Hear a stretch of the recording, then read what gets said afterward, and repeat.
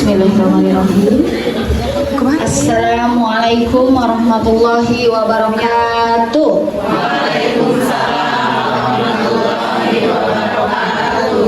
Innal hamdalillah nahmaduhu wa nasta'inuhu wa nastaghfiruh wa na'udzu billahi min shururi anfusina wa min sayyiati a'malina may yahdihillahu fala mudhillalah wa may yudlilhu fala hadiyalah. Asyhadu an la ilaha illallah wa asyhadu anna Muhammadan abduhu wa rasuluh. Qala Allah ta'ala fil Qur'anil Karim, a'udzu billahi minasyaitonir rajim. Bismillahirrahmanirrahim. Laqad kana lakum fi Rasulillahi uswatun hasanah liman kana yarjullaha wal yawmal akhir wa dzakarallaha katsiran. Shadaqallahul adzim. Alhamdulillah, di pagi hari yang cerah ini, apakah hati ibu-ibu cerah, Bu? Cerah, cerahna laudan.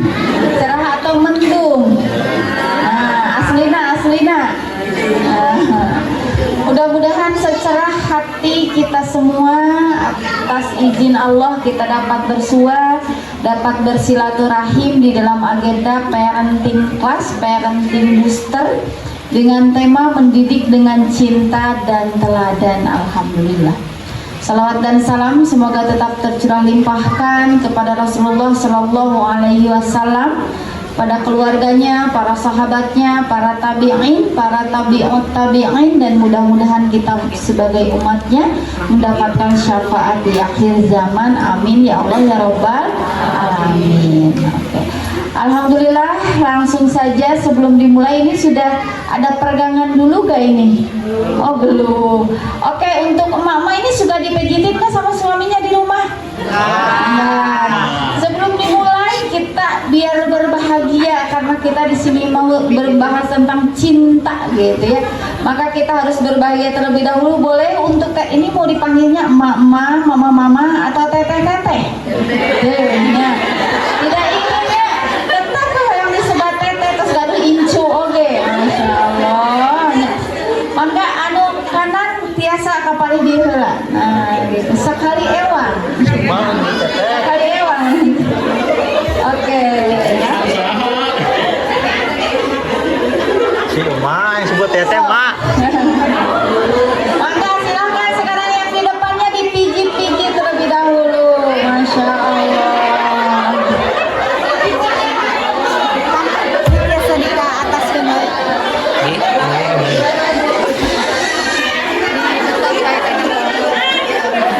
Dibetot ini.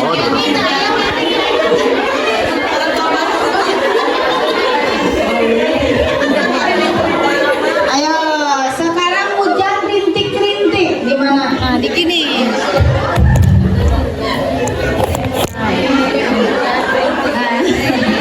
Oke.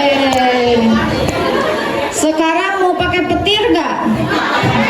Atau dendam? Itu mah dendam ya, nah kayak gini. Ditotok gitu ya. Oke, sekali ewang Bu, hoyong ibu terasnya, Masya Allah. Sekali ewang, gratis ya. Gratis, tidak berbayar. Oke, silakan. Masya Allah.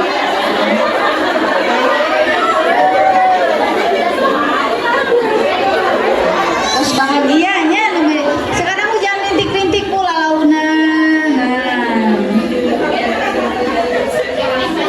Hujan guluduk, enak hujan guluduk. Lamun ibu sareng caroge sok puting beliung tara Bu. Saya puting beliung mah. Oke, alhamdulillah atas nyampunya relaksasi sebentar ya. Oke ya. Puting beliung. Oke, mangga kita lanjutkan, boleh di next teh. Oke ya. Tema kita hari ini slide-nya mungkin saya sudah kirim slide-nya ya. Itu mah belum ada kayaknya. Gak apa-apa ya. Oke, di slide-nya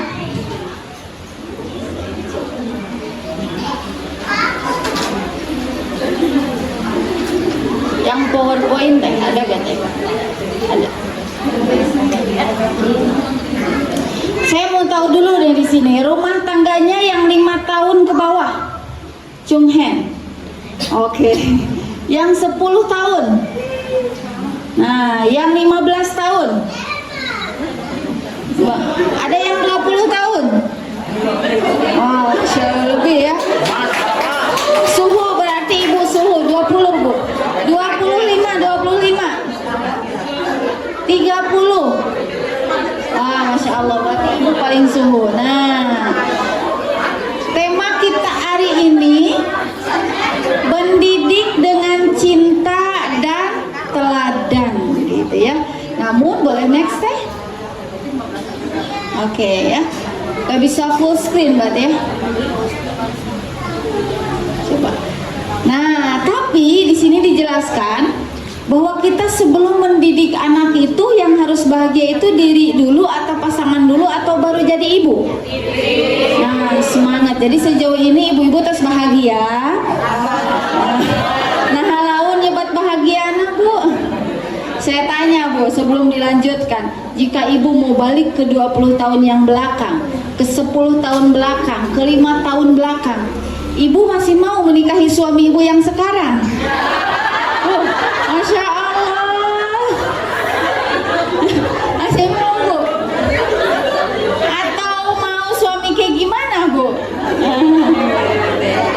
Nah, poinnya begini bu, tidak bisa kita menjadi seorang ibu yang bahagia sebelum menjadi istri yang bahagia. Betul gak? Ibu lah menuju murang mareng ke suami, ke anaknya murang mareng tuh. Nah, sababna ke suami mah murang mareng tuh bakal dibalas, kalau ke anak. Nah, ini pengalaman semua berarti cocok temanya. Nah, dalam artian gak bisa kita menjadi ibu yang bahagia membersamai anak kayak ibu guru, gak bisa. Tapi harus menjadi istri yang bahagia dulu. Jadi pasangan dulu yang harus selesai sebelum menjadi orang tua yang selesai. Tapi kita pun gak bisa menjadi pasangan yang bahagia sebelum menjadi diri yang bahagia. Poinnya apa? Kita harus selesai dengan diri kita sendiri dan selesai dengan masa lalu kita. Masa lalu, pola pengasuhan yang kita terima dari orang tua kita, kita pun harus selesai. Ibu pernah mendengar namanya inner child therapy gak? Nah, gak selesai dengan diri sendiri karena masih banyak sekali beban-beban masa lalu yang menghampiri. Ibu di sini masih ada yang suka ingat mantan? Nah, itu mau selesai. Nah, ya, jadi ibu di sini mungkin ketawa-ketawa, tapi saya terlalu banyak klien yang ampuh. Semakin hari saya menikah dengan suami saya, semakin saya ingat sama mantan saya. Andaikan dulu saya menikah dengan mantan saya, dia sekarang sudah memiliki pom bensin. Dia sudah, padahal belum tentu gitu ya. Kalau dalam artian kita harus selesai dulu dengan diri kita sebelum pada akhirnya kita bahagia dan menjadi istri yang bahagia, apalagi ibu bahagia. Jadi ibu bahagia itu terakhir. Dan berarti kenapa terakhir? Berat.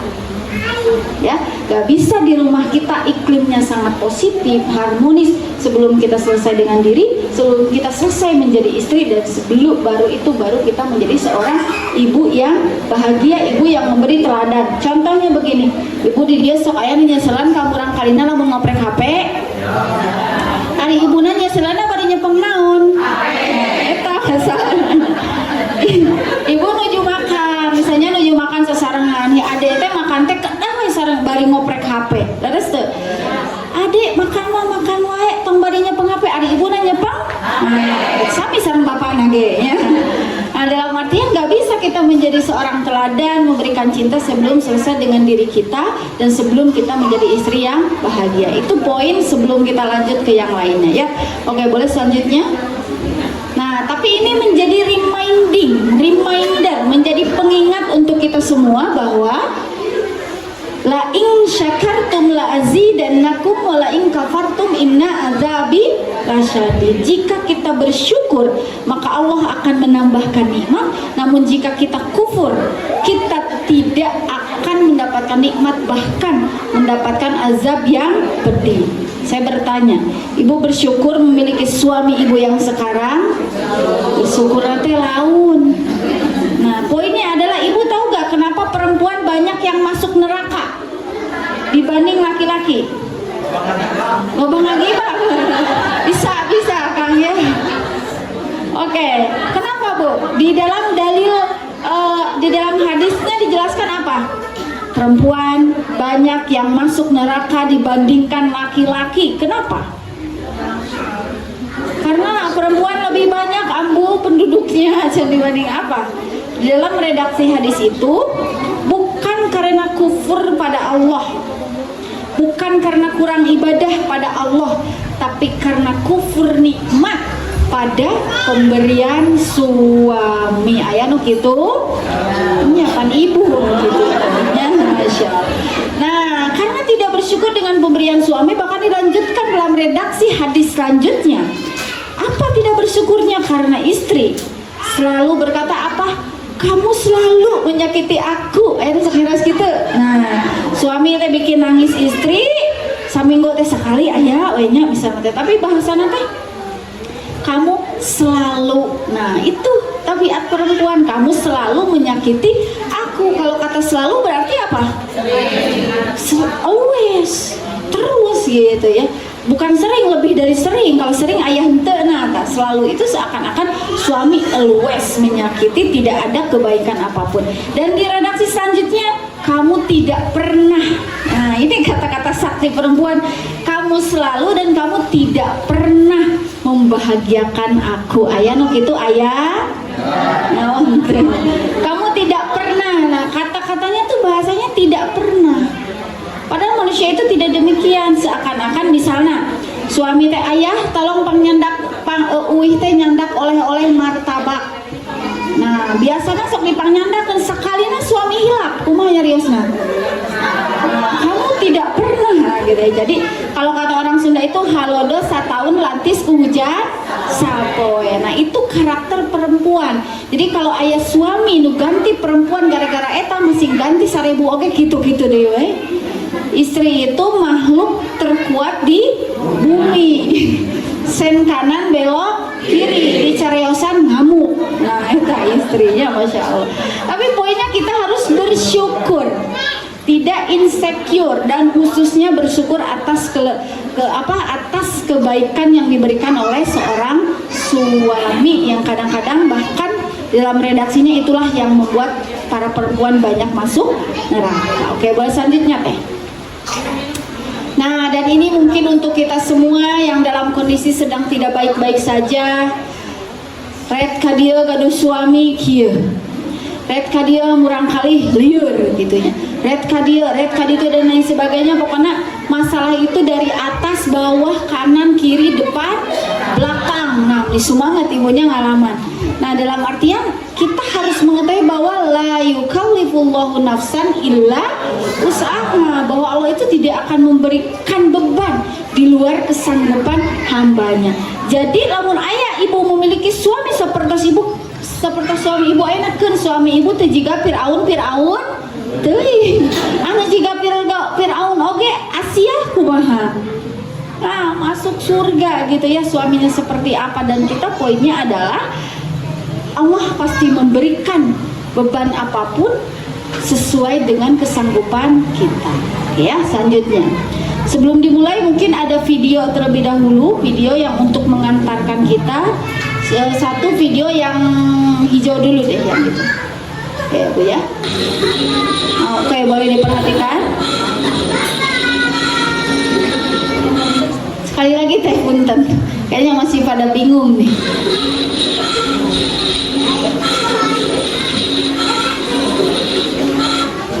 Maksudnya apa nih kira-kira? Maksudnya apa? Tirelep sudah. Maksudnya apa? Ketika kita belum selesai dengan masa lalu, kita akan kesulitan menjadi istri yang bahagia, apalagi ibu yang bahagia. Karena orang yang belum selesai itu seperti di video ini, dia tenggelam, sulit untuk keluar. Bahkan ia merasa terantai, merasa ada beban yang membebani. Maka harus selesai dulu dengan diri. Oke, boleh dilanjutkan di video yang satu lagi. Ini baru masuk ke parentingnya. Nah, boleh diperhatikan Bu.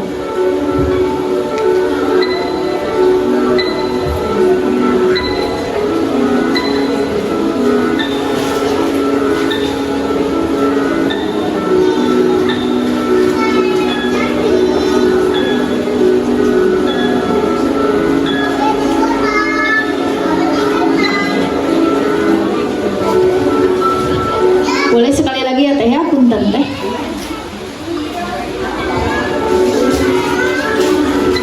Yang sebelah kanan banget itu grandmother atau kakek nenek kita.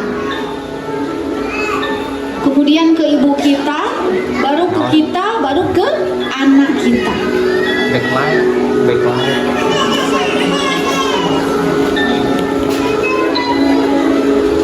Oke. Oke, udah ya, gak usah dikuas dulu biar gambar dulu ya. Di sebelah paling sana itu kakek nenek kita. Nah, kakek nenek kita pun sama ubuyut apa uyut ya? Uyut yang awalnya kakak Simur dan lain sebagainya gitu ya.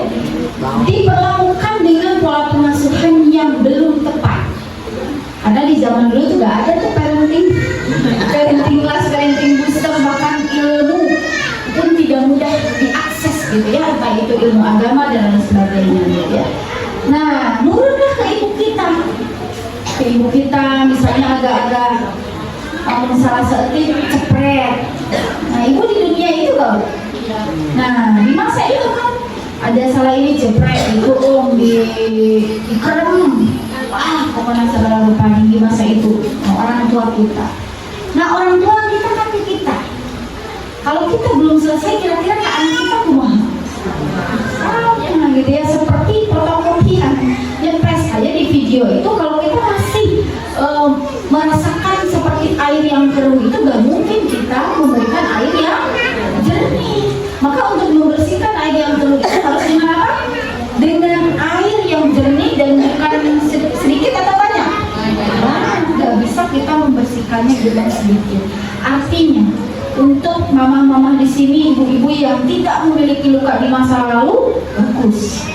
Itu syukuri, alhamdulillah. Tapi yang memiliki luka di masa lalu, maka butuh usaha 2 hingga 3 kali lipat dibandingkan dengan orang yang tidak memiliki luka di masa lalu, untuk akhirnya di depan anak teh, hai, hello dan lain sebagainya, membutuhkan usaha lebih dibandingkan yang tidak punya luka masa lalu, kan dia fokus di masa kini. Jadi setidaknya masa heng-heng teh leres. Nah, tapi kalau yang memiliki luka di masa lalu harus memiliki optimisme bahwa kita bisa berubah.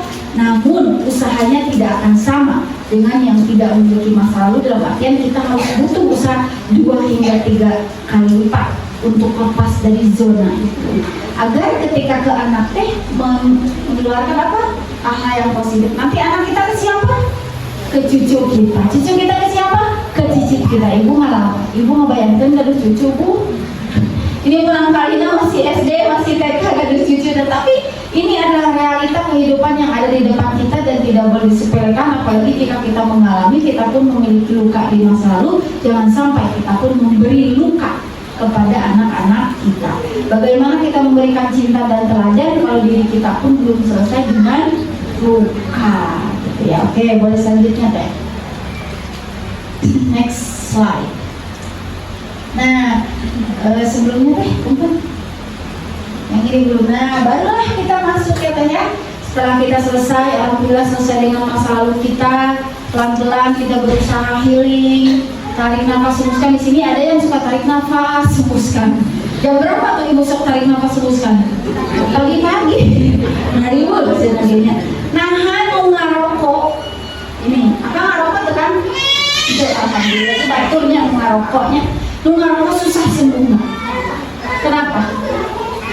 Ayo, mengarokok susah sekali untuk pada akhirnya dia memutuskan untuk tidak merokok. Pikiran, terus apa lagi? Nah, selain dari dia meminum asap gitu ya, makan asap, secara psikologis dia tuh mending gak makan daripada gak ngerokok, betul gak?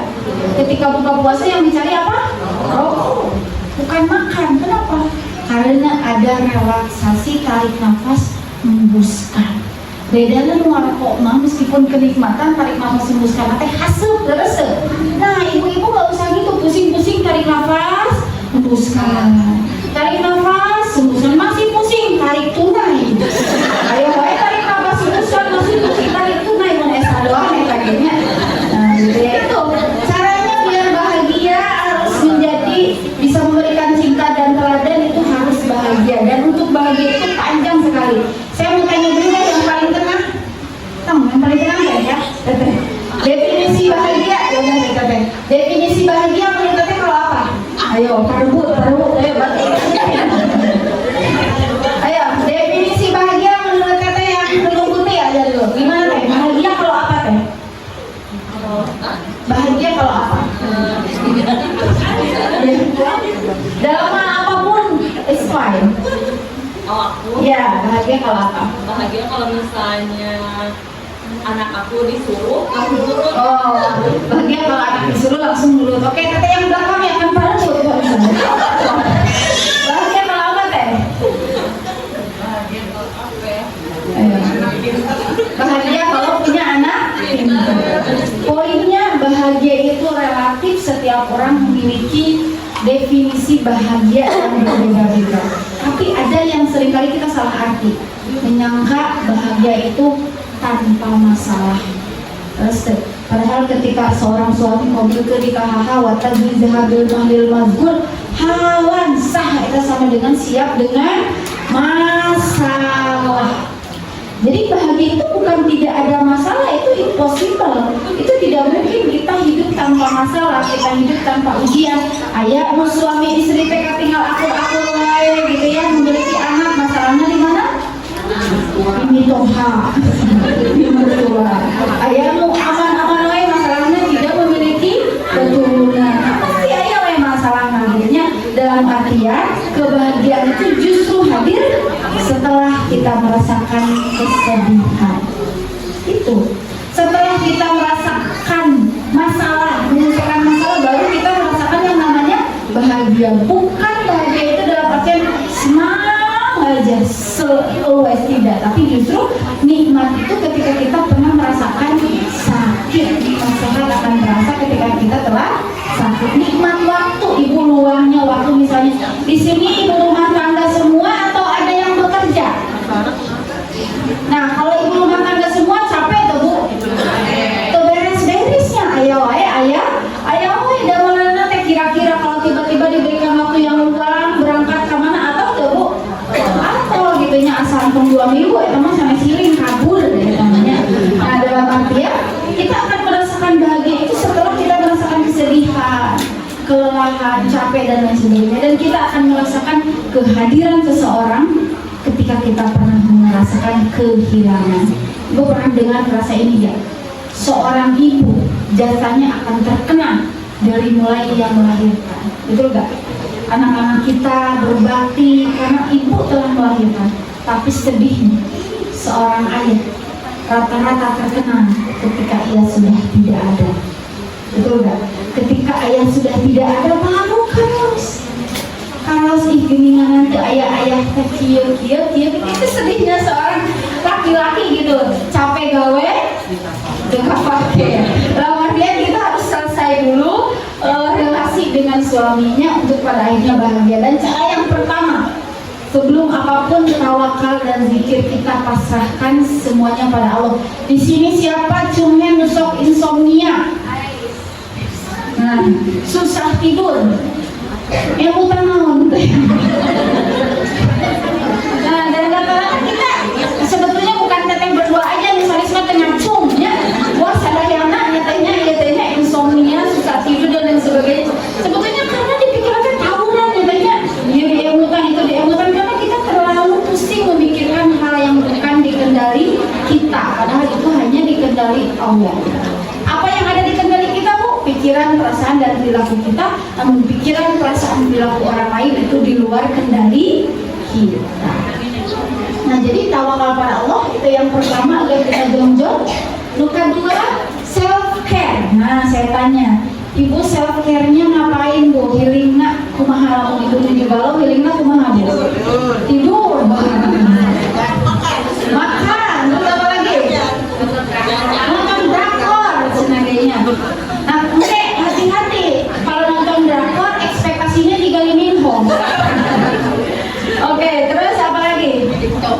TikTok kan? Scroll TikTok. Oke. Scroll atau kita main TikTok? Main TikTok. Oke. Sebenarnya oke. Terus apa lagi kalau lagi galau teh? Scroll aja. Apa lagi teh? Apa? Film Indomaret yang bahagia ibu-ibu yang check out Shopee ya, check out naya atas sampai COD pas COD itu dibayar bingung. Ada loh sekarang anak-anak yang karena tidak dikontrol gadgetnya tiba-tiba punya tagihan di internet itu 7 juta. Game online itu game yang kelihatannya game padahal judi. Dan anak just klik-klik saja. Pada akhirnya dia main padahal sedang berjudi, akhirnya itu bola bayaran dan sebagainya, tiba-tiba ada tagihan 7 juta. Nah gitu ya. Nah dan ya itu juga jadi kesana ya. Intinya kalau ke Shopee yang penting punya uang gitu ya. Dan itu self care silahkan self care, self love, self healing dan lain sebagainya. Yang itu menyehatkan kita secara fisik dan mental. Jangan sampai kita niatnya healing tapi malah pusing, malah pening, kering gitu. Contohnya gimana? Kita main kemana tapi pakai kartu kredit, tapi nganjuk kata tangga gitu. Jika lulus jika untuk pipi, jika lu bukan mau gitu, jika lu bukan sakarat, tidak demikian. Berutang itu jika dalam kondisi sangat-sangat darurat gitu ya.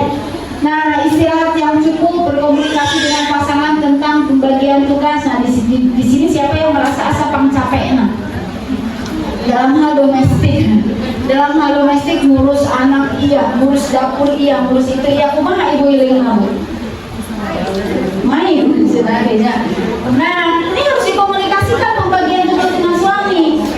Domestik itu tugasnya siapa, Bu? Cuci baju, ngepel, cuci piring, masak, tugasnya siapa secara hukum Islam? Semuanya tugas suami. Tugas suami, tapi tugas istri hiji masalahnya. Taat. Cek suami cuci piring, cek suami ngepel. Masalahnya. Tapi poinnya memang di dalam hukum Islam semuanya tugas suami, tapi ada mubadalah atau kesalingan gitu ya, qiraah mubadalah yang itu harus kita terapkan agar ada komunikasi pembagian tugas. Jangan sampai nuhiji capek, nuhiji malah capek, nuhiji ya dan lain sebagainya. Nah kemudian melakukan ada dulu sabalik suami dianu dikaje dengerin apa suami gegero suami sabar suami ayah begitu istrinya sekarang TikTok. Soalnya yang demikian juga banyak gitu. Ya meskipun juga secara kodam itu tugas ibu itu cuma apa? Melahirkan, nifas, hal kodam demikian memang cuma itu gitu ya, bukan hanya cuma itu meregang nyawa, tapi intinya harus dikomunikasikan. Jangan sampai capek-capek, ada santai karena memang menikah itu sama orang Bu berdua. Ibu ini jadi murang kali jadi gaduh bayi itu nyangira keduaan nanti masuk nanti ibu unggul. Nah ya, jadi memang harus ada komunikasi biar ibu tetap waras, biar ibu tetap sehat secara mental. Oke, melakukan aktivitas yang disukai untuk menyegarkan pikiran. Saya tanya, makanan apa terenak di bumi menurut ibu? Badai angkat ke Jepang dipilari bakso, badai angkat ke Korea dipilari bakso, kemana-mana tuh dipilari bakso. Masya Allah. Saya tanya, surga dunia ataupun akhirat untuk laki-laki apa? Saya tanya di Al-Quran dan hadis, surganya laki-laki apa? Istri yang solehah. Terus apa lagi? Perempuan, betul. Jangan di dunia, di akhirat pun surga untuk laki-laki itu siapa? Bidadari. Nah, ibu mau jadi bidadari tercantik gak? Tapi surga itu apa di dalam Al-Quran? Saya tanya apa? Suami bukan. Surga ibu itu kuliner. Asli tak? Perhiasan. Bukan itu, ibu kan yang matre. Taris matre butuh sebagainya. Nah, di dalam Al-Qurannya dijelaskan tahu Maryam binti Imran atau Sayyidah Maryam pernah dalam kondisi sangat tidak baik-baik saja, bahkan meminta mati pada Allah. Dalam Quran surah Maryam ayat 22 sampai 27, Maryam berkata, ya Allah, jika hidupku akan begini saja, maka melahirkan aku, karena saat itu betul-betul mengandung dalam kondisi posisi besar dan diasingkan ke pegunungan. Ya, tidak kuat akhirnya berkata demikian. Lalu Allah kemana? Allah kemana? Apakah ya Maryam kamu musyrik? Ya Maryam kamu tidak bersyukur? Tidak. Tapi Allah menurunkan malaikat Jibril kemudian berkata apa? Ya Maryam, janganlah engkau bersedih. Terus ibunya apa untuk Sayyidah Maryam? Silahkan kau bersandar di pohon kurma, ketruk-ketrukan atau ketruk-ketrukan, nanti goyangkan, gitu. Goyangkan pohon kurma tersebut dan nanti akan keluar buah kurma yang matang. Nah, kemudian di bawahnya ada air sungai yang mengalir, silahkan kau minum di sana. Jadi surga penghibur untuk perempuan teh apa? Kuliner, bakso, seblak, cibai, cireng, cirambai, wah perasian segala rupa gitu nya. Itu surga untuk perempuan. Makanya harapannya ibu kalau menuju galuh memiliki suami yang siga kumaha, ibu ke mana? Surga. Ibu di surga nanti akan mendapatkan kenikmatan yang beribu-ribu kali lipat dibandingkan dengan yang ada di dunia. Yang ternikmat ibu apa kalau lagi ngapain ibu? Kalau lagi apa yang ternikmat ibu? Nikmat dunia tidur, nanti bisa tidur salinan ngomong. Silakan dalam artian di surga kita bisa melakukan apapun, mudah-mudahan itu menjadi pengingat ketika nauzubillah ibu mendapatkan rezeki suami yang belum soleh. Karena kalau kata Ustazah Halimah Al-Idrus, kita hidup suami seperti apapun kita fokus saja pada diri kita, karena kita tidak akan ditanyai tentang bagaimana suami kita, tapi kita akan ditanya tentang bagaimana kita. Saya tanya, kalau di sini ada yang menikahnya lebih dari satu kali, itu jodohnya senang sama?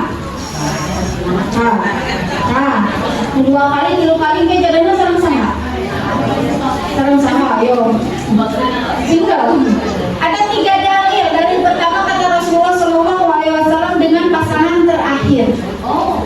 Makanya ummahatul mukminin tidak boleh menikah lagi agar nanti mendampingi Rasulullah SAW. Tapi dalil yang kedua Rasulullah pun menyampaikan dengan siapa? Dengan yang paling baik akhlaknya. Jadi poinnya kita berikan yang terbaik saja. Gak tahu nanti di surga sama siapa. Bisa jadi gak sama suami kita meskipun gak nikah lagi juga. Gak tahu juga. Dan dalil yang ketiga kalau kata Abu Bakar Asy'ari, dengan yang pertama mengambil keperawanan ibu. Jadi dengan pasangan pertama. Intinya poinnya kita gak tahu keteh bari sareng saha bari kumaha, belum tentu dengan suami kita yang sekarang atau gimana kita gak tahu. Nanti ibu kalau suami meninggal boleh nikah lagi gak bu? Boleh.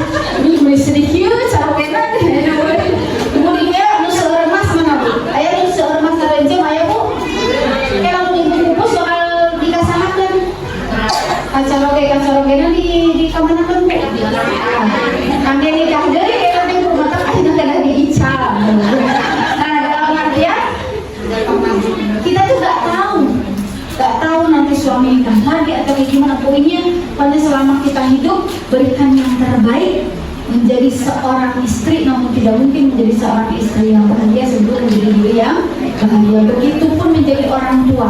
Nanti anak-anak kita tuh akan tetap dipanggil meskipun binti atau bin ayahnya, tapi kita adalah ibu.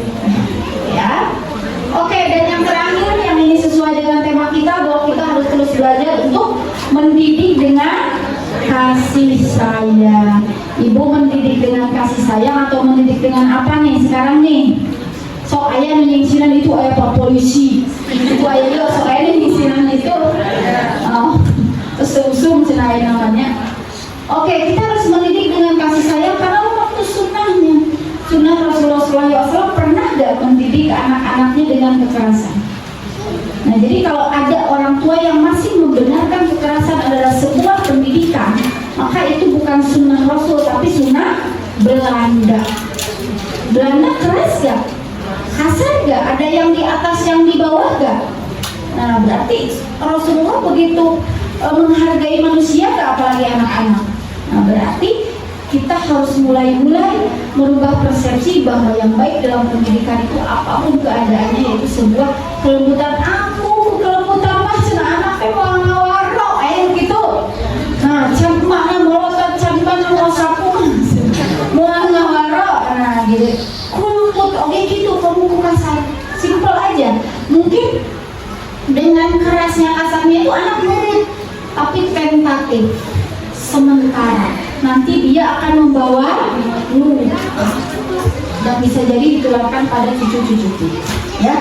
Oke, ketika di sini dituliskan bukan termasuk golongan kami orang yang tidak menyayangi anak-anak kecil. Sekarang banyak gak ibu yang membuang anaknya pas anaknya bayi, yang membunuh anaknya dan lain sebagainya. Bahkan ada di Indonesia bagian mana yang menamai anaknya itu kondom bocor. Namanya kondom bocor saktina gitu. Akhirnya ayah ibu-ibu nuangke ayuni sih kena hamil. Ayah dipakai iya berarti jagoan, ternyata ditepus gitu ya segala lupa. Justru itu anak yang hebat, yang luar biasa, yang cek awet apapun keadaannya, karena ia anak bibit unggul kudu lahir ke alam dunia. Betul gak Bu?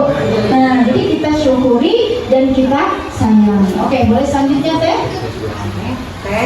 Nah, oke, di sini pada bawa pensil dan pulpen, pensil dan pulpen kertas ya? Ayo udah bawa HP aja deh, bawa HP silakan ya. Kita akan rilis emosi terlebih dahulu, namun lewat tulisan. Ya, kita rilis emosi lewat tulisan. Tuliskan momen-momen sederhana yang membahagiakan bersama anak. Silakan ditulis di HP-nya masing-masing, di catatannya masing-masing, agar tujuannya kita tuh menyadari ternyata banyak sekali momen-momen bahagia. Tapi kalaupun sedikit gak apa-apa. Berarti itu yang perlu kita jadikan muhasabah. Ternyata selama ini kita menjadi ibu kebanyakan seperti monsternya, kebanyakan seperti singanya. Aku adalah mama cantik sebetulnya. Nah, itu harus jadi muhasabah. Tapi kalau banyak kita syukuri, kalau masih sedikit kita jadikan muhasabah. Maka saya berikan waktu 5 menit deh untuk merilis emosinya, momen-momen sederhana yang membahagiakan bersama anak lewat tulisan. Silakan Mangga Teh.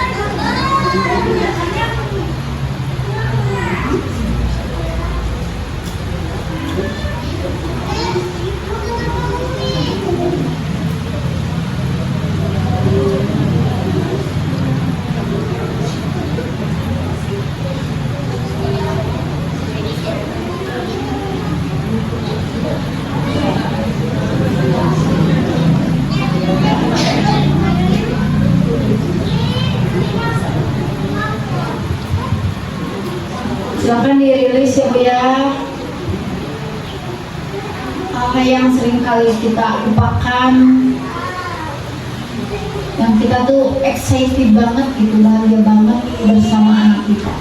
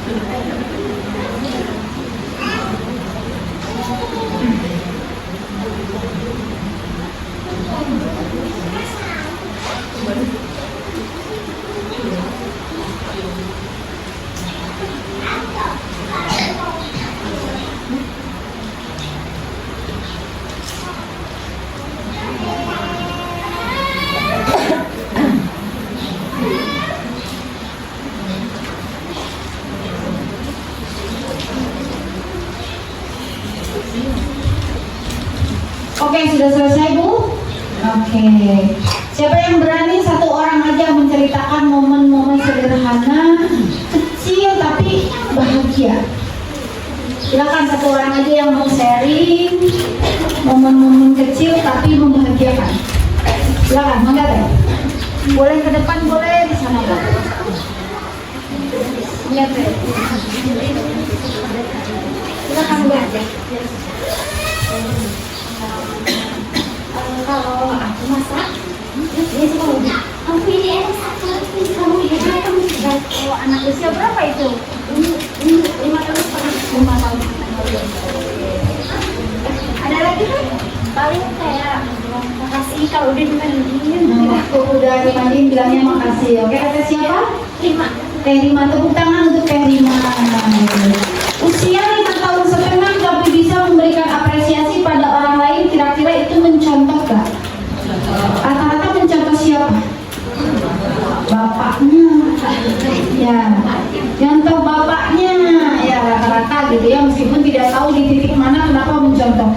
Karena itu membuat membuat ibu itu terharu gitu ya, terharu. Karena kadang saya pernah ada klien begini, saya di akhir sesi hanya bilang ini satu kata, terima kasih, kata sudah mengatakan, dia langsung nangis gagaulan. Ambu seumur hidup saya 40 tahun ini gak pernah ada yang bilang terima kasih. Padahal saya capek, lelah dan lain sebagainya, termasuk suami. Nah, dalam artian kata terima kasih yang disampaikan oleh anak di usia itu sungguh luar biasa dan patut diapresiasi. Gitu ya, mudah-mudahan semakin menumbuhkan hal-hal yang lebih positif lainnya. Ya. Oke, boleh selanjutnya deh. Nah, karena kita tentang teladan, maka kita harus flashback. Kita harus melihat dalil-dalil bahwa Rasulullah SAW seperti yang disampaikan dalam ayat yang saya sebutkan tadi, laqad kana lakum fi rasulillahi uswatun uswah. Bahwa Rasulullah itu adalah teladan yang paling baik pada anaknya, pada umatnya, pada siapapun itu. Maka kita harus memberikan teladan seperti contohnya Rasulullah berkata apa? Ketika Hasan dan Husain, ada sahabat yang bertanya, aku punya 10 anak. Di sini ada yang punya 10 anak? Gak ada kayaknya ya, tapi bisa jadi kalau kita anak 10 mungkinnya ada. Nah, dan tak pernah mencium mereka. Di sini ada yang tidak pernah mencium anaknya selain anaknya pas bayi, atau sudah menjadi kebiasaan mencium meluk anaknya.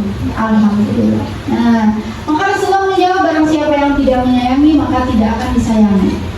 Pernah kita melihat orang tua yang sudah rentak, sudah sakit-sakitan, dikit-dikit masuk IGD, dikit-dikit sakit ini, sehat yang ini, sakit yang ini, tapi anaknya yang sudah dewasa enggan bersama. Kenapa tuh? Karena ini makanya gak boleh disepelekan, masa kecil itu kita pun tidak memberikan kasih sayang, tapi ketika sudah tua renta berharap anak memberikan kasih sayang, itu mungkin gak? Mungkin jika anaknya soleh, dan jika anaknya masih tidak mendapatkan kebahagiaan di rumah, ternyata lingkungannya mendukung, wah jadi positive vibes. Tapi anakmu itu secara begini, realitanya hukum timbal balik itu ada. Dalam Islam itu tidak ada karma, tidak ada istilah karma, tapi ada hukum timbal balik yang diajarkan oleh Rasulullah SAW yang sudah sangat jelas. Barang siapa yang tidak menyayangi maka tidak akan disayangi. Gitu ya, dikirim ke panti jompo, diasuh sama siapa, nggak mau enggan. Padahal di usia tua kan saudara udah 3 orang. Hanya anak-anak yang soleh, yang betul-betul mau kayak Kak Urus deh gitu, diurus dari mulai mandi, tidur kembali dan lain sebagainya. Dan itu membutuhkan anak yang soleh, dan rata-rata anak yang soleh tercipta oleh orang tua yang soleh dan soleh. Ya, nah dari sini dijelaskan juga, tidaklah kelembutan ada pada sesuatu kecuali ia akan menghiasinya, dan tidaklah kelembutan dicabut dari sesuatu kecuali akan membuatnya buruk. Jadi mulai sekarang dan seterusnya kalau kita lagi marah, lebih baik berdiam diri seminggu ya, sampai ya. Berdiam diri lalu tarik nafas, hembuskan terlebih dahulu, kepalkan tangan, lepaskan, kalau ngempok bener nih sama anak. Nah, mama-mama di sini tahu Imam Masjid Imam Masjidil Haram menceritakan bahwa ketika masa kecilnya, yang namanya di Arab gitu ya, kalau ada jamuan makan tuh meja besar, makanan yang banyak melimpah, kemudian orang tuanya tuh ada tamu. Ketika ada tamu, makanannya yang untuk tamu itu dikasih pasir sama anak ini. Ibu bakal kumaha? Bakal marah nak kumaha ibu? Wah, nggak cacang ya, kita kayak dibahas kayak ayat begitu bu, dibahas juga bukan mau digoreng itu beres-beres. Tapi ibu ini berkata apa? Ya, itu berkata, hei, anakku calon imam Masjidil Haram. Nah, padahal anaknya masih kecil, tapi tetap semaksimal mungkin meskipun kesel dia kalau keluar kata-kata positif. Ibu tahu Imam Bukhari yang sering kali kita baca hadisnya, Bukhari Muslim, Bukhari gitu ya. Pas lahir itu dalam keadaan buta, tidak melihat. Tapi sekarang menjadi seorang imam yang karya-karyanya, ilmunya, riwayat-riwayatnya terkenal meskipun sudah meninggal ratusan tahun yang lalu. Padahal pas dilahirkan itu dalam keadaan buta. Kira-kira kumaha caranya bisa melihat lagi? Tirakat apa yang dilakukan oleh seorang ibunya? Apa bu? Tahajud, doa tidak berhenti-henti, inilah itulah tidak berhenti-berhenti, yang akhirnya wasilahnya karena tirakat seorang ibu tersebut yang ikhlas betul-betul menginginkan anaknya demikian, doa ibu itu 3 kali lipat lebih dahsyat dibandingkan doa ayah. Nah, dan tirakatnya ya anaknya yang menjadi Imam Bukhari sekarang itu bisa melihat kembali dalam keadaan dijelaskan dalam riwayat itu pelan-pelan, perlahan-lahan. Dan tirakatnya ayahnya apa? Mencari harta yang halal, yang bersih. Oke, itu dari kalangan para imam. Sekarang dari kalangan yang sekarang kita pun harus ada saintisnya. Einstein, tahu Einstein? Tahu gitu ya.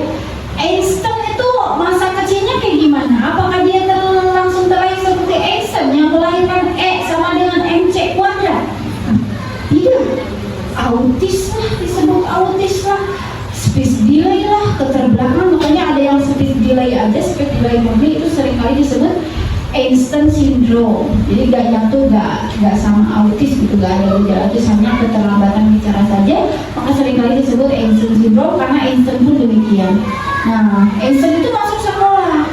Ketika masuk sekolah ya karenanya zaman dulu bersama belum terlalu terbiasa dengan hal-hal yang demikian, maka mudahnya tuh dikeluarkan dari sekolah, bermasalah di sekolahnya. Ibunya berkata, apalagi ibu bakal kumaha, bakal dicarikan mau budakna, bakal dicarikan mau begitu. Di sekolah ketika sekolah diambilkan dulu bakal nyarikan mau ke anaknya. Oh, alhamdulillah, berarti ini calon-calon Einstein semua ya. Batur ya menyebutnya ibu-ibu baturnya, ibu batur ya, masya Allah ya batur ya. Dicarikan bu, kan melahirkan, mama teh capek, wah. Tapi ibu Einstein dikata apa?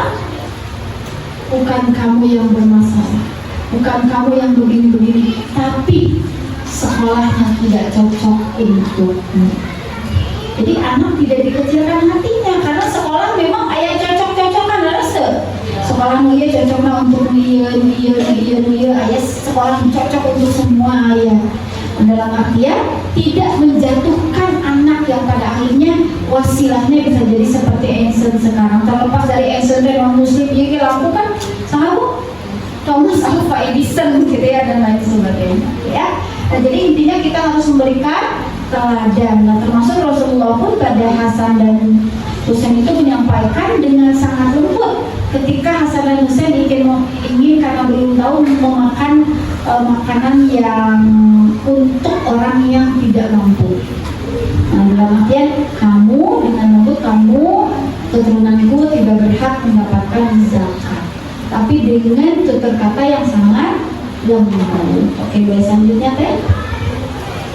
Nah, ini yang perlu kita pahami bahwa konsep good enough parent, konsep orang tua yang baik itu kayak gimana? Bukan yang sempurna, betul gak bu?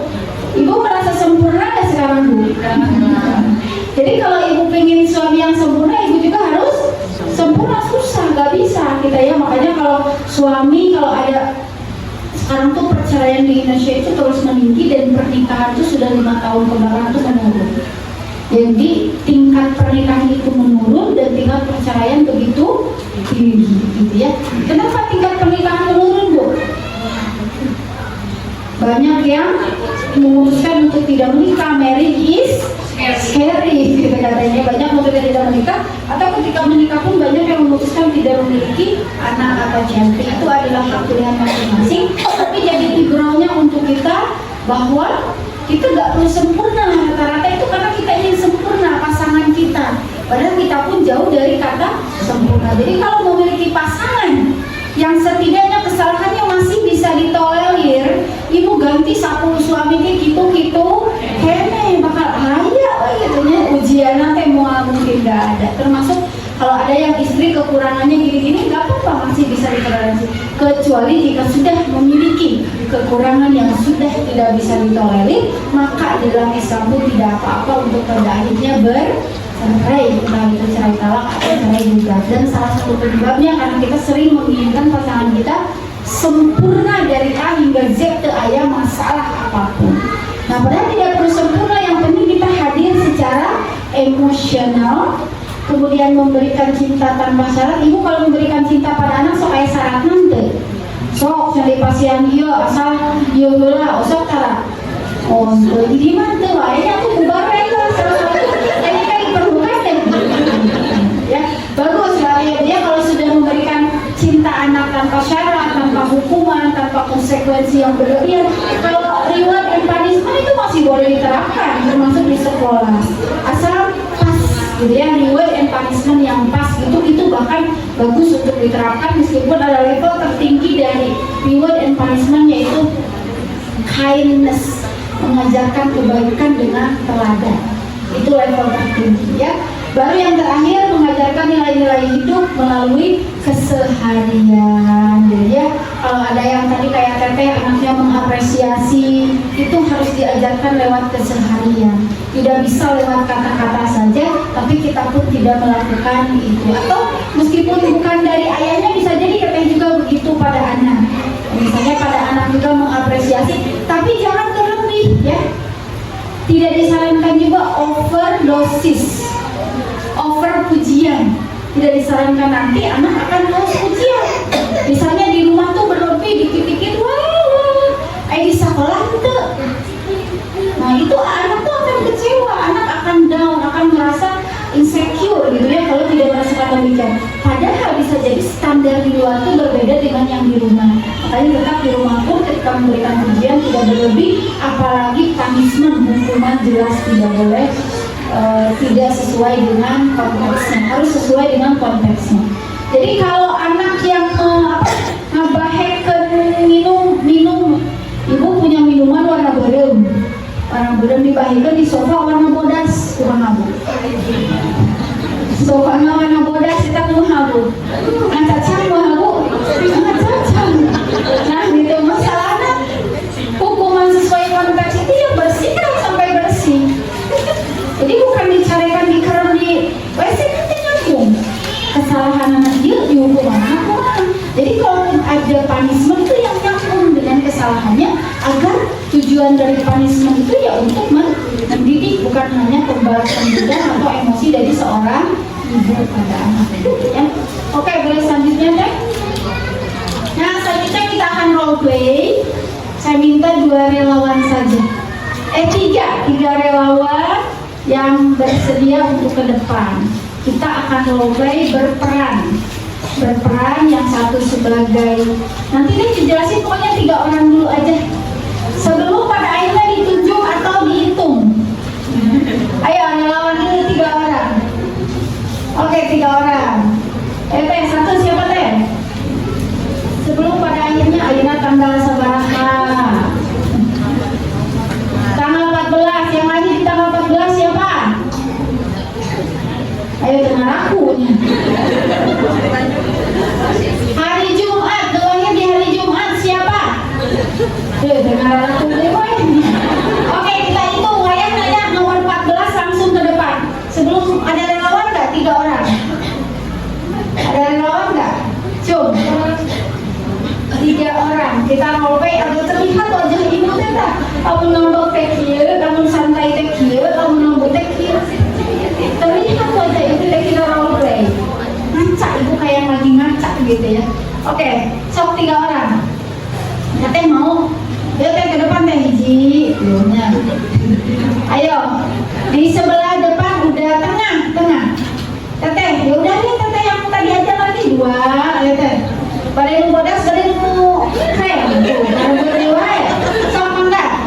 Sekarang yang belakang. 1 yang belakang.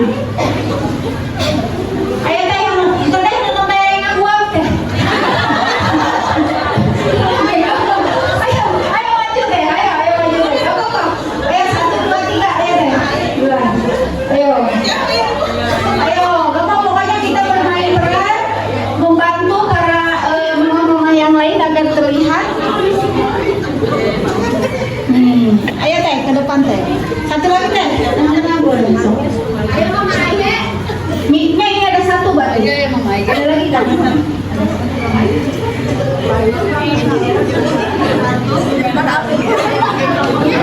Oke, teteh di tengah di sini. Taruh jadi roleplaynya ditampil. Oke, 1 ewan 1 nyatanya.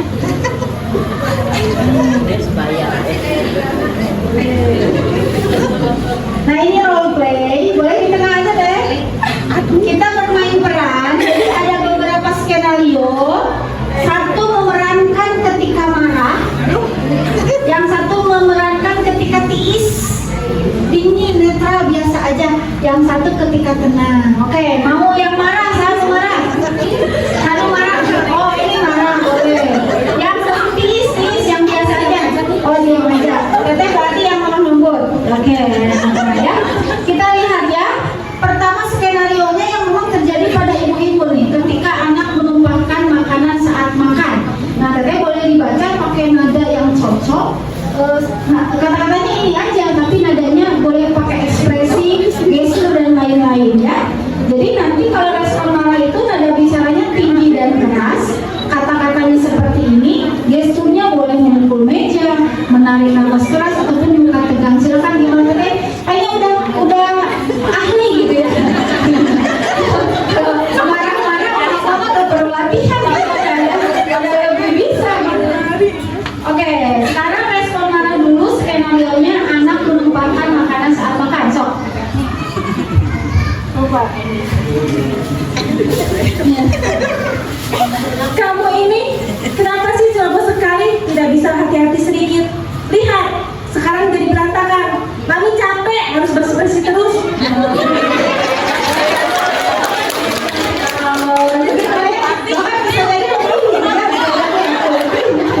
Bisa jadi lebih. Sekarang yang netral, yang datar, cerdas, tanpa emosi gitu ya. Kemudian gesturnya membantu anak dengan tenang tanpa emosi berlebihan. Enggak teh. Siapa yang tenang? Nggak bisa pilih. Jadi biasa aja ya. Jadi kamu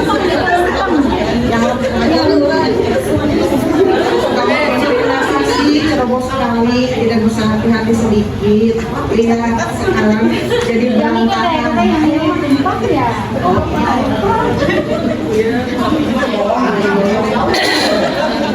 Tumpah ya, sudah. Kali ini lebih hati-hati ya. Ayo ambil kain dan bersihkan dulu. Jangan lupa lebih pelan lain kali ya. Ini mah terlalu lembut. Nggak ada ya-yaan, banyak tumpah ya. Sudah dan seterusnya. Jadi ini banyak emak-emak yang kayak gini tanpa anak belajar tanggung jawab, tetapi mungkin merasa hubungannya terlalu kaku. Jadi tidak ada emosi, tidak ada penguatan emosional, entah itu positif ataupun negatif. Tapi ini tetap lebih baik daripada amuk-amukannya. Oke, nah ini respon bahagia, silakan deh. Responnya lembut. Wah, ada kecelakaan nih. Tidak apa-apa, yang penting kamu belajar lebih hati-hati ya. Yuk kita bersihkan bersama-sama. Lain kali coba lebih pelan ya. Ini kurang lembut. Kan nggak bisa lembut.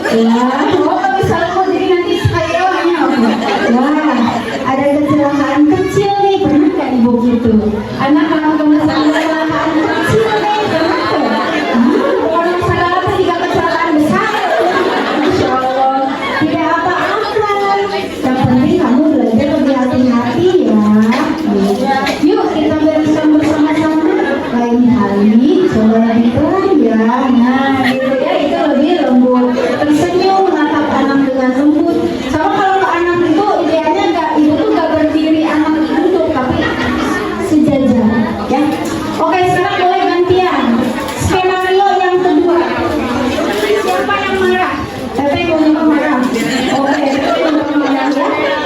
Skenario yang kedua itu anak menolak belajar karena ingin bermain. Nah, ini biasanya ibu gimana kalau anak itu? Biasanya gimana? Oh, boleh. Ini, tapi ini kondisinya anak memang saatnya belajar. Jadi mainnya sudah, namun anak harus belajar. Gitu ya, jangan sampai kita pun anaknya belajar terus untuk oke, jelas anak harus bermain dengan bahagia. Oke, gimana teh? Yang marah siapa? Teteh mau nyoba. Sok, yang mana? Yang lembut Oh, yang lembut. Teteh yang netral. Oke, yang kedua boleh teh. Marah, nada bicaranya tinggi deras, menunjuk anak, melipat tangan dengan wajah marah. Boleh? Jadi kemana? Sok. Marah terserah deh. Kamu ini cuma main terus. Kapan belajarnya? Jangan bikin ibu marah. Kalau tidak mau belajar, sekarang ibu hukum kamu nanti. Nah, ini kurang empuk nih. Oh, netral. Oke ya, itu tapi contohnya begitu ya. Redaksinya begitu dan sambil menunjuk, sambil mata melotot dan lain sebagainya. Lu netral kemana? Netral, teteh netral.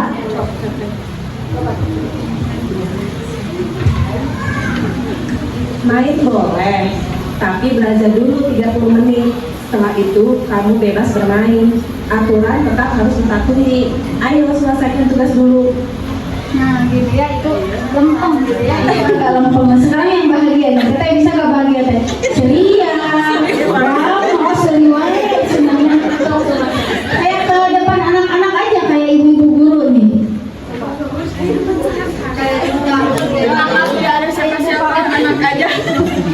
Main memang seru ya, tapi belajar itu penting. Yuk kita belajar dulu sebentar, habis itu kita bisa main bersama-sama. Oke, lanjut kalau kamu selesai.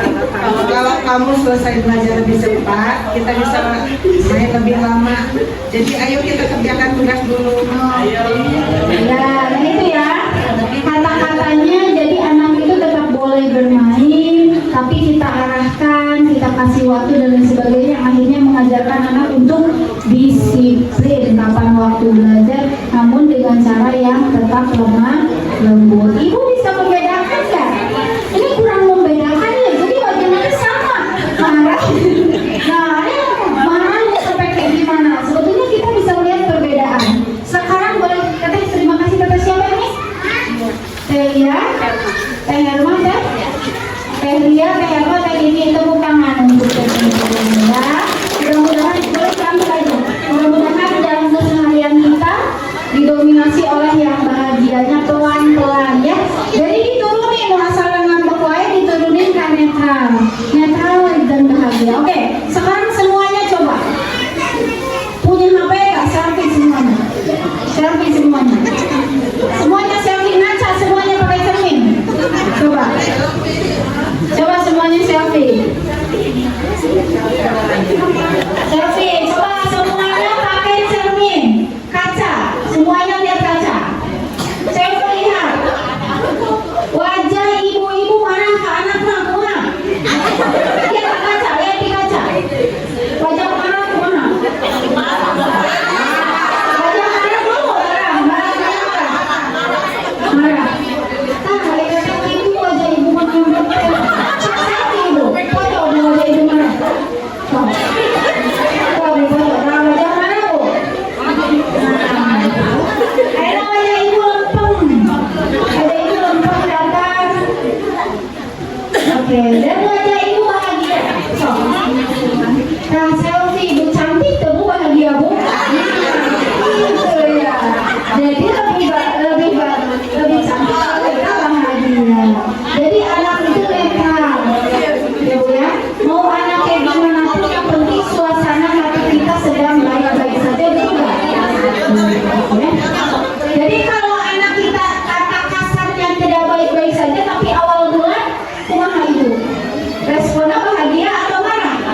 lagi kan awal bulan. Tapi anak kita baik-baik saja, tapi akhir bulan jadi mabuk. Ya. Oke, baik selanjutnya tes slide selanjutnya. Oke, nah alhamdulillah kita sudah interaktif, OP dan lain sebagainya. Poin dari saya sebelum nanti sesi tanya jawab atau tidak ada? Ada ya. Sebelum sesi tanya jawab, saya ingin sounding kembali bahwa untuk menjadi seorang ibu, untuk menjadi seorang ayah, menjadi seorang istri atau apapun itu membutuhkan ilmu. Jadi jangan pernah lelah-lelah berhenti untuk terus belajar. Kalaupun di dunia nyata ada viral ini yang founder daycare misalnya ya, mau ke daycare nanti di mana? Disiksa dan lain sebagainya. Ada yang ahli parenting tapi kayak gimana itu kok. Ya, tapi poinnya bahwa dengan ilmu itu meningkatkan derajat gitu. Derajat itu bukan derajat dalam artian kita naik tahta, tapi akan membuat hidup kita jauh lebih nyaman. Jadi menikah itu bisa diawali dengan cinta atau tidak, dijaga dengan ilmu dan dipertahankan dengan iman. Ibu pas nikah cinta dan suka suami. Mana ibu? Masya Allah. Gak apa-apa kalaupun diawali dengan tidak cinta. Sudah terlalu banyak contoh yang sudah diawali dengan cinta, tapi cinta setelah menikah. Ayah udah diawali dengan cinta dan cerai 2 bulan pakai berse. Bobogohan 15 tahun cerai 2 bulan ayah tuh bu. Ya. Jadi semua orang itu memiliki kondisinya masing-masing, tapi poinnya pernikahan itu harus dijaga dengan ilmu termasuk di dalam membersamai anak-anak. Oke, silakan sebelum saya closing, barangkali ada pertanyaan terlebih dahulu, mangga. Silakan.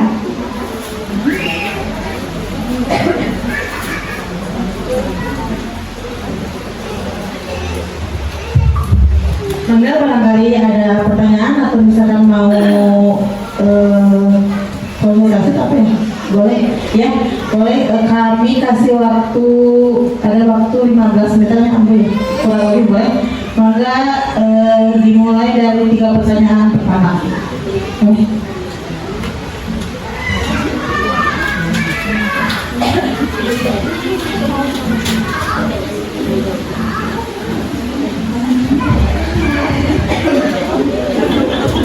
Assalamualaikum warahmatullahi wabarakatuh. Waalaikumsalam warahmatullahi wabarakatuh.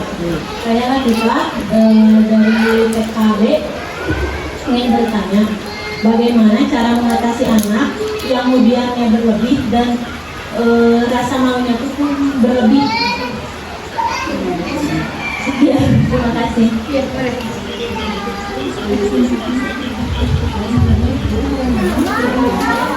Usia berapa ya? 5 tahun setengah. Kenapa teteh menyebut berlebih? Emang kayak gimana deh? Jadi contohnya tuh kalau mau berteman dengan temannya, dia selalu bilang malu padahal kan ini udah hampir 1 tahun belajar tuh hampir 1 tahun. Tapi ketika dia mau berteman dengan bermain dengan teman, dia malu hingga akhirnya dia tuh menyendiri di sekolah. Oh, alasannya memang malu. Nah, padahal teman-temannya itu kadang-kadang ngajakin dia main, tapi dia kayak minus sendiri, malu. Oh gitu ya. Tapi setelah anak bilang malu, tapi gimana responnya? Paling kenapa malu? Oh, terus anaknya jawabnya gimana teh? Ya karena Malu aja. malu gitu. Malunya tuh memulainya Percakapan ya. kadang mau tapi kadang minder nggak mau ya. Oke, jadi begini ya teh ya. Jadi ada kalau dalam rumah tangga mah ada yang namanya hidup bersama, tinggal bersama. Beda ya.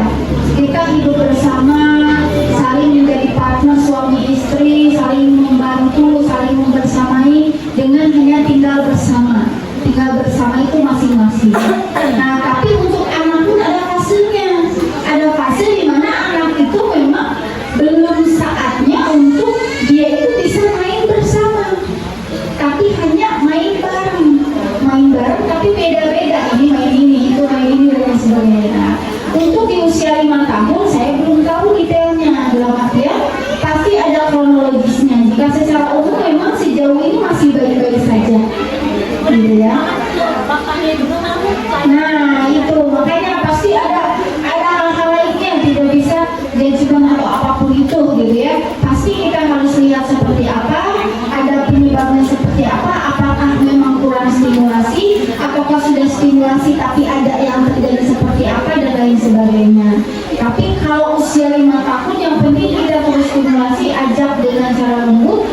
baik-baik karena pasti ada alasan kenapa anaknya malu, kurang percaya diri, merasa gimana-gimana tuh ada alasan hingga kita betul-betul menemukan titiknya.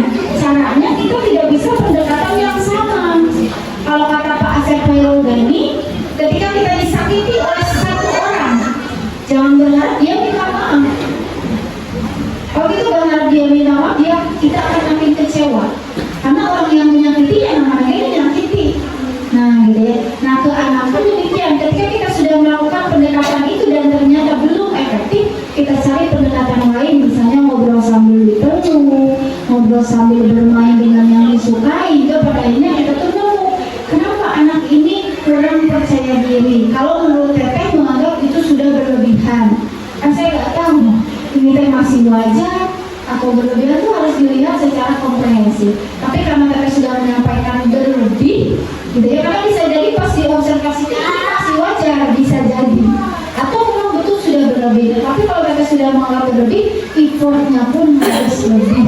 Tidak seperti sebelumnya menggunakan cara-cara tertentu yang betul-betul deep, yang betul-betul masuk ke anak sehingga kita mengetahui akarnya.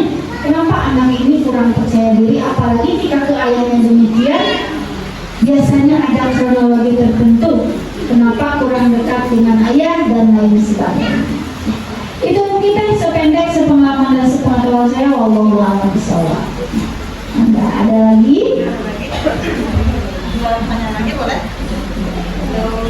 Maka silakan deh.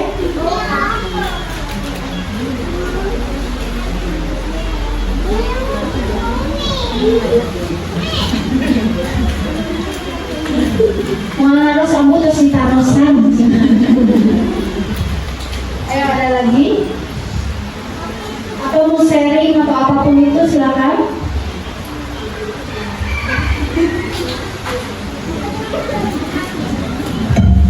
Ayo, apa sudah simpul?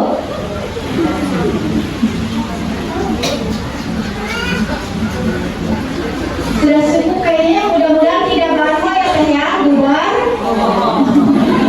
Atau sebelum bubar sudah? Oke?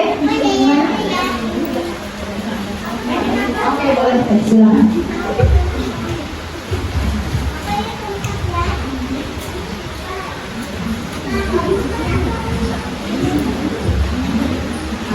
Saya Diki dari PKB ya.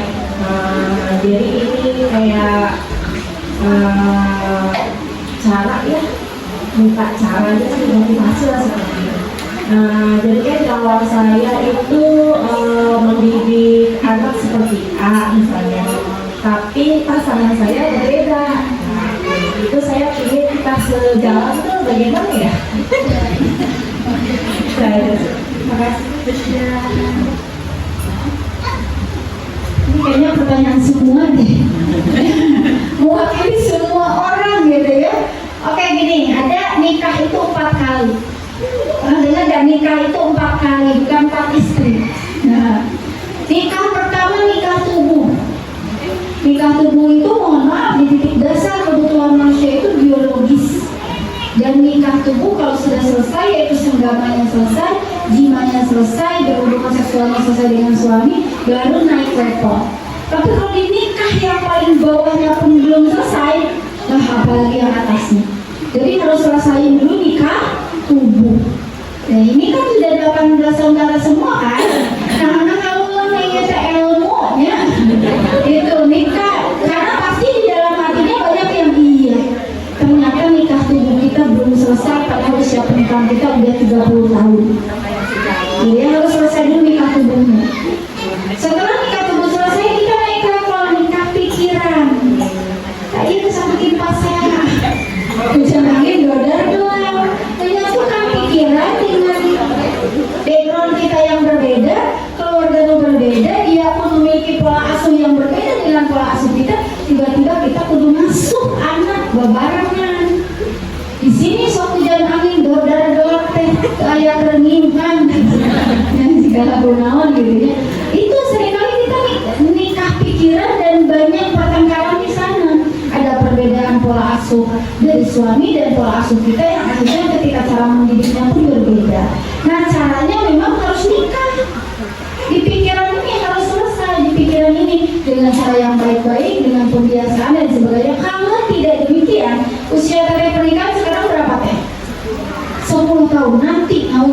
usia 40 tahun kayak gitu ini. Saya banyak klien usianya lansia. Ambu, kalau dipikir-pikir masalah dengan saya dengan suami teh eta masalah lampu baru. Nah, iya tapi bukan gitu terus gitu loh ya. Karena tidak pernah diselesaikan hingga pada akhirnya masalahnya saling berpelukan. Saling minta maaf satu sama lain, saling berpelukan. Nah, termasuk dalam mengasuh anak pun harus betul-betul diformulasikan dan itu harus. Kalau tidak nanti di rumah akan ada dua sosok. Ini sosok malaikat, dua sosok iblis. Makanya kata-kata sosok bapak sosok malaikat ataupun sebaliknya. Ayahnya bapaknya udah lama, bapaknya ibunya lembut ada, tapi rata-rata sebaliknya mana gitu ya menjelaskannya. Dalam artian memang kita harus nikah pikiran agar, dan itu harus dari level nikah dulu selesai baru nikah pikiran, termasuk di dalam hal membersamai anak kalau asuh yang berbeda. Bapak nama perlu dikasih cek mana entong bapak nanti misalnya HP bukan didiam nanti gila-gilaan dan mana belajar masalah HP ke bapak gitu ataupun sebaliknya gitu ya. Dalam artian harus sama itu butuh proses, butuh usaha, dan memang harus selesai dari yang paling bawah. Tapi kalau itu sudah selesai, nikah tunggu selesai minimal 80% lah ya, nikah pikiran selesai, tidak terlalu banyak cekcok, tidak adalah puting-puting dan sebagainya. Naik level ke nikah jiwa. Nikah jiwa itu apa? Dekat jauh di mata, dekat di hati. Mual ayah pihak ketiga, mual ayah artinya perselingkuhan mual. Kalau sudah di level nikah jiwa, masing suami ibu di luar pulau, masing suami mual nyandang istri mual, masing di mana-mana. Oke, sudah nikah jiwa, mereka terpaut satu sama lain yang namanya belahan jiwa. Berarti itu level ketiga, dan ada level tertinggi nikah muka opat, nikah nawa, nikah keluarga. Tidak ada kata menantu, tidak ada kata mertua, tidak ada kata ipar, semuanya keluarga. Jadi meskipun secara harfiah ayah ipar adalah maut, ayah secara harfiah itu, tapi realitanya nggak ada. Ayah si norma itu, nah mertua adalah maut norma gitu ya. Wah kalau gitu, kalau nikah keluarga itu pokoknya semuanya keluarga, tapi tetap dalam batasan tertentu. Jadi nggak ada mertua, itu orang tua kita. Nggak ada ipar, beda sama ipar, beda yang adik kandung di kakak itu saudara kita. Itu level tertinggi dalam rumah tangga. Namun syaratnya harus selesai dulu dengan diri, harus selesai menjadi pasangan, baru bisa nikah keluar. Ya, mudah-mudahan menjadi penyemangat untuk kita semua. Ya. Oke, ada lagi once more again. Oke, satu lagi silakan.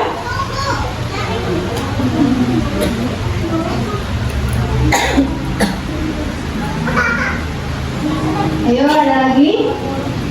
Pertanyaan yang mewakili kita semua biasanya. Atau sudah cukup? Cukup kata juga ya. Saya tutup dulu aja videonya, baru saya katakan. Oke, boleh next slide. Closing dari saya, terakhir dari saya.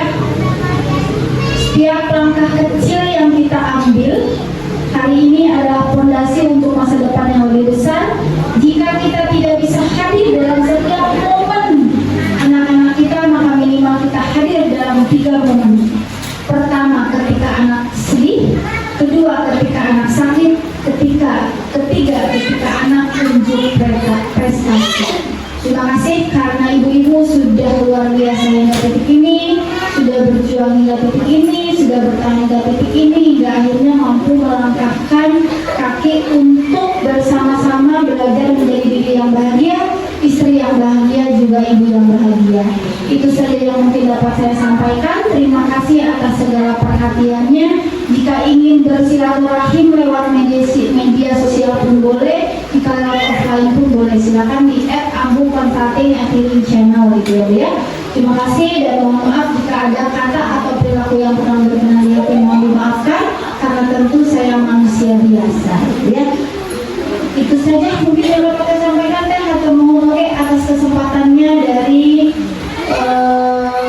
tim guru atau pengurusan dari Al-Khusyu gitu ya. Al-Khusyu mudah-mudahan yayasannya, pendidikannya makin berkah, manfaat untuk kita semua. Itu saja. Membuat kolam wa mayasun billahi bisabilillah. Allahumma bi'illah wa mu'tariq. Wassalamualaikum warahmatullahi wabarakatuh.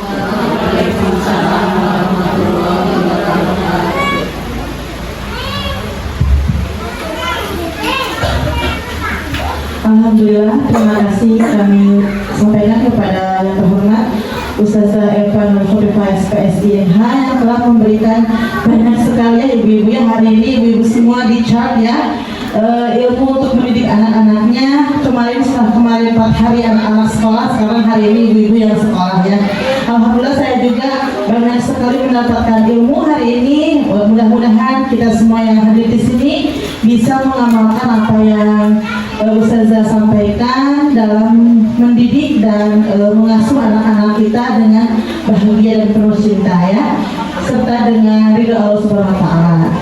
Baiklah, jika tidak ada yang bertanya lagi, kita tutup majlis kita hari ini dengan pembacaan hamdalah bersama-sama dan doa kifaratul majlis.